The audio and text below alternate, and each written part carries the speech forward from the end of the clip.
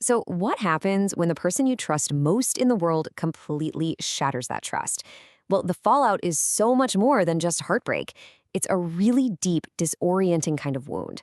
Today, we're going to dig into the profound trauma of betrayal and explore the incredibly difficult, but definitely possible journey toward healing. Man, this quote from Psychology Today just hits the nail on the head, doesn't it? It's not like a crack in the foundation, it feels like a total collapse. It's that feeling of free fall, where everything you thought was solid and real just vanishes. So, to really understand why it hurts so much, we first have to look at what's actually being broken. And this is about way more than just a broken promise. It's about your entire reality getting shattered. Okay, so it really all boils down to one thing: trust.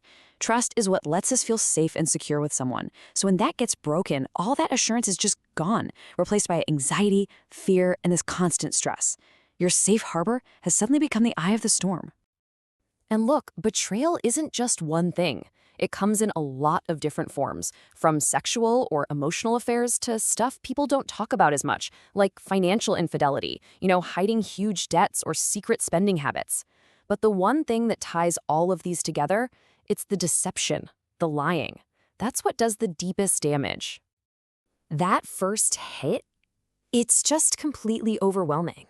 It's this chaotic storm of disbelief, that feeling of no way, this can't be happening, and this immense anger, and a grief that is just so, so deep, because you're mourning the entire relationship you thought you had.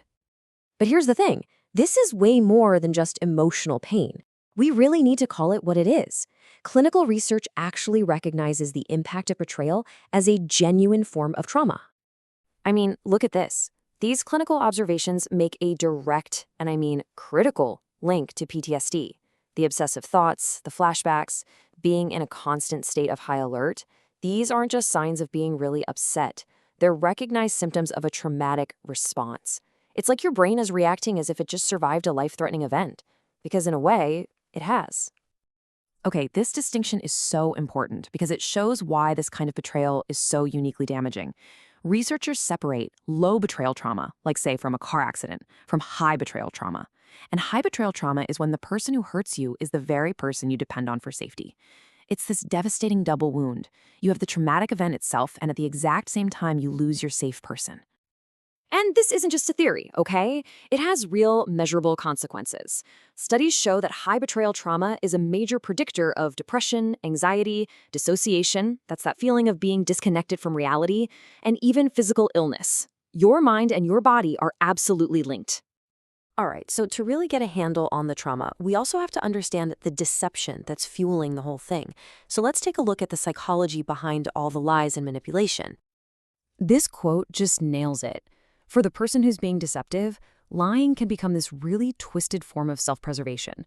It's a way for them to dodge consequences, to control the story, and to survive their own shame, all while they're inflicting trauma on their partner. And that self-justification often comes with a whole bag of tricks, a toolkit of manipulation tactics.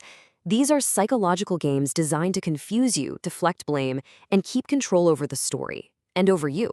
Let's zoom in on a couple of the most damaging ones. First up, gaslighting. This is a big one. It's when a partner denies reality so convincingly that you actually start to doubt your own mind. They'll say things like, "That never happened," or "You're just being paranoid," and they'll make you feel like you're the problem.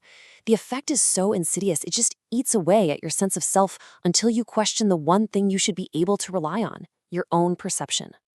And then you've got blame shifting. Instead of owning what they did, they flip it around on you. Well, I wouldn't have done it if you were more, and you can just fill in the blank. It's a classic move to avoid taking responsibility, and its impact is to make the person who was betrayed feel not only hurt, but somehow responsible for their own pain. A lot of times, these behaviors are linked to narcissism, but it's not always the loud, aggressive type you might be thinking of. The covert narcissist is way harder to spot. They use this victim mentality and passive aggression to manipulate you, making you feel sorry for them, even while they're hurting you. Now, this doesn't excuse the behavior at all, but it is important to understand that sometimes these actions aren't just born from pure malice.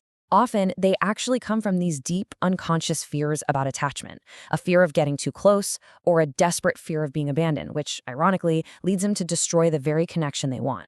So, after all of this devastation, the lies, the trauma. Is healing even possible? Where do you even begin? Well, the answer is yes, it is.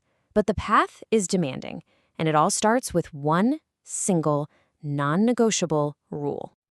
This, right here, this is the starting line. Healing cannot even begin until the last lie is told. That whole trickle-truthing thing, where the full story comes out in these painful little drops over time, that's not healing. That's just continuing the trauma. The deception has to stop. Completely. Period. One practical tool that can really help is creating some structure around those terrifyingly hard conversations.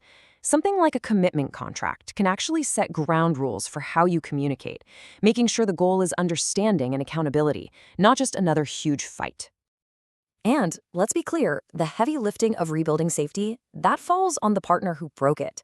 This means taking full ownership, ending the affair completely, offering total transparency, and doing the hard personal work to figure out why it happened. Bottom line, they have to learn how to be a safe person again. Now, for the person who was betrayed, this is a huge distinction to make. Society pushes this idea of forgiveness, but honestly, that can feel like an impossible pressure. A more realistic and maybe more powerful goal is acceptance.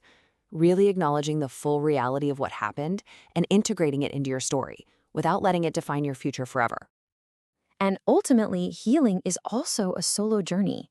This quote from a Reddit user who's been through it just captures this so beautifully. It's about rebuilding a home in me, finding your own stability, your own sense of self, completely separate from the person who hurt you. That is where you really start to reclaim your power. Which leaves us with this final question. A betrayal forces a complete teardown of a relationship. All the hidden cracks, everything that was ignored, it all gets exposed. It's an undeniable crisis. But can that crisis also be an opportunity to rebuild something new, something more honest, and maybe, ultimately, something even stronger?